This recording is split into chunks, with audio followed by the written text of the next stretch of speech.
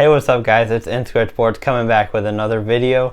Today, breaking down the Western Conference in the NBA, the 1 through 4 seed.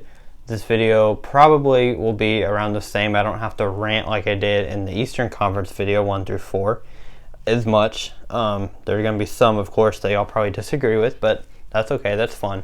So we're going to start with the 4 seed, according to me, is the Utah Jazz. I think they will go 53-29.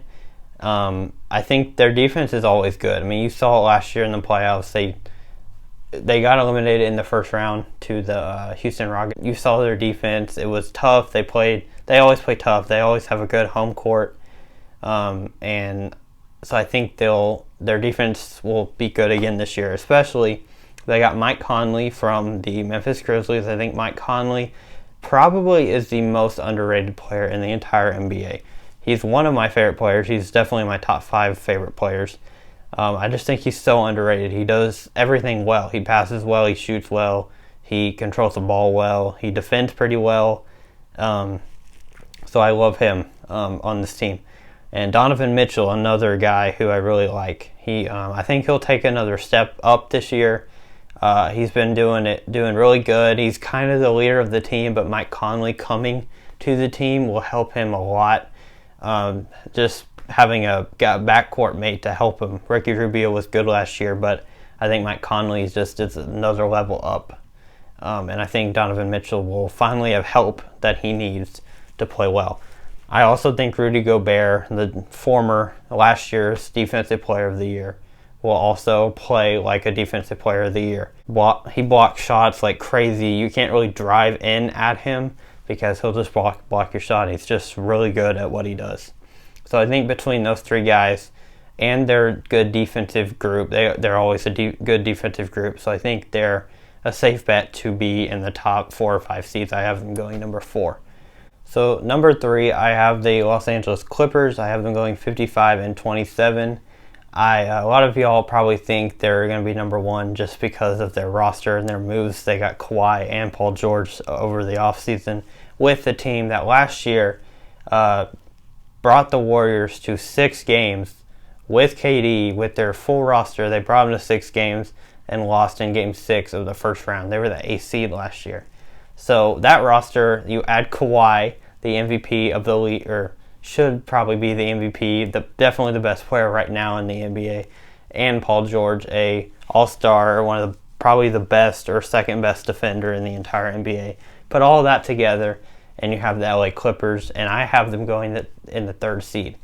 Now, I will say I think they have the best roster in the league by far, and I think they're the NBA favorites right now to win the championship. Do I think so? It's up for debate. They probably will win it, but I have belief in other teams. But I think by far they have the best roster. But I think the rest factor, I think Kawhi and Paul George, they will rest those 2 guys because they want those 2 guys for the playoffs. Because they got to go and face a lot of other good competition in the West.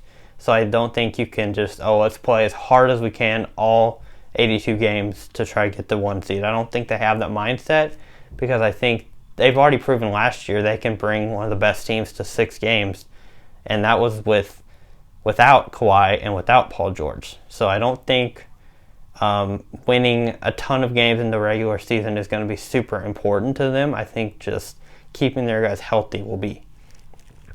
So, and also injury concerns concern me a lot for this team. I think Paul George has proven he's kind of injury prone a little bit. He got injured last year. And I just don't think that they want to risk it. And Kawhi also is very injury prone already. I mean, he's the best player in the NBA according to me, but he's had injury concerns in the past. A whole year in San Antonio, he's only played 8 games. It just worries me a little bit with them. So I can't say they're going to be healthy the whole year.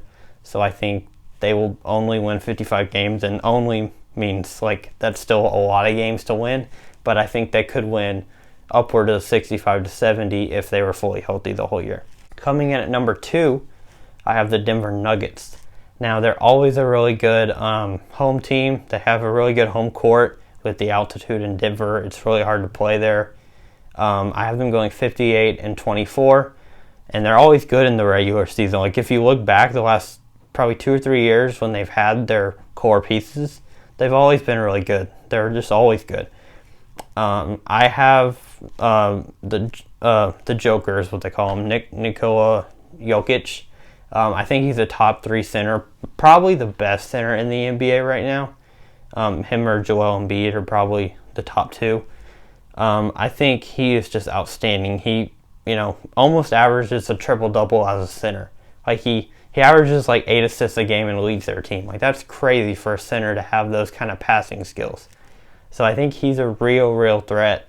I think their point guard Jamal Murray is emerging as a top 10 point guard in the league. I mean, might not quite be there, but he's right around there. I think he's really talented.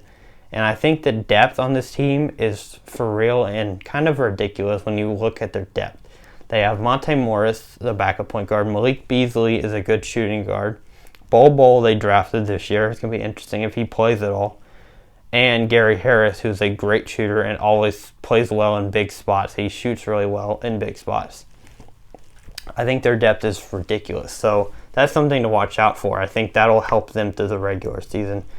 But the one key point on this team is Michael Porter Jr. He has not played in an NBA regular season game in a while. It's been a year or two. I think he's played a couple games in the NBA, or maybe he hasn't. I'm not sure on that.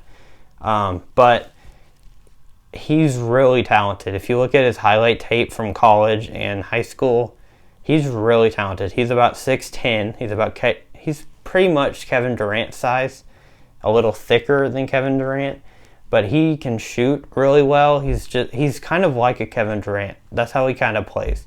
Now he's not as good as Kevin Durant. Trust me. Nobody 6'10" is quite like Kevin Durant, but he's really good. And I think if he's healthy, he's gonna bring this team. He's gonna be the third piece to this big three that can possibly run at a title. I really think Michael Porter Jr. is that good, and watch out for him this year. So Denver Nuggets at number 2. Number 1, I have the Houston Rockets. And yes, a lot of y'all will say, Nick, you're from Houston. Of course you're going to say they're number 1. I have a reason why they're number 1 in the regular season. Now hear me out. A lot of y'all probably won't agree with me. But I have a reason, and just listen to me. You don't have to agree with me, but just listen to why I think they'll be number 1. Now, this doesn't mean they're going to win the championship, or I think they're going to win the championship, even though I personally do think they have a good chance. But number 1 is in the regular season. I think they'll have the number 1 seed. Now, they're kind of notorious for going after that number 1 seed and really trying to get home court. And I think that's one reason. I think they're going to try to get it. Because I think the Clippers or the Lakers, if they really tried, they could beat out the Rockets in getting it. They have the talent to do it. But I don't think they will. I think the Rockets will really try to get it. My other point is they got Russell Westbrook this offseason, and no matter what y'all think about if it'll work or not, I believe that Russell Westbrook and James Harden do not get injured. That is one thing they don't do. They play 75 to 82 games every year. You look back in the previous 5 years and look how much James Harden and Russell Westbrook has played each year. The numbers will shock you because they really don't miss any games. They're always available and always, even if they aren't 100%, they will always give it their best shot. Russell Westbrook, one of my favorite things about him is he never gives up and he always plays as hard as he possibly can. And that's what I love about him. Even in the playoffs, he might shoot himself out of games, but at least he tries and he never gives up. That's what I really like about him. So I think that's my main reason, but I think just the ultimate reason is they won a championship so bad. Russell Westbrook and James Harden, they have every individual accolade you can imagine. They both have MVPs, they both have scoring records, assist records, they have everything you can imagine. But the one thing they both don't have, and the one thing they've had before, is they've been to a finals, but they've never won one together. And they never won one without each other either. So I think the fact that they both need one to become an all-time great, and yes, I do believe if they both win a championship, especially together, they will both become all-time greats because they have individual accolades, and if they win that championship, you can't take that away. You'll say, oh, yeah, they're an MVP, oh, but they're an NBA champion also. That puts you in a different category. To say you're an NBA champion just puts you in a whole different category in the NBA. So I think that will just be enough for them. They're both 30 now, and I think this is the perfect time to come together and win it together. Not saying it's going to happen, but I think there's a good possibility that it could. My last reason for the Rockets being number one, and by the way, I think they'll go 61-21, just to let y'all know. I think their depth on the Rockets is excellent. I think the players that they have, you might not think they're super good, but I watch a lot of Rockets basketball, and I know that how they work together and how they fight. PJ Tucker, Austin Rivers, those guys are two really, really nasty guys when it comes to defense. They really pride themselves on defense.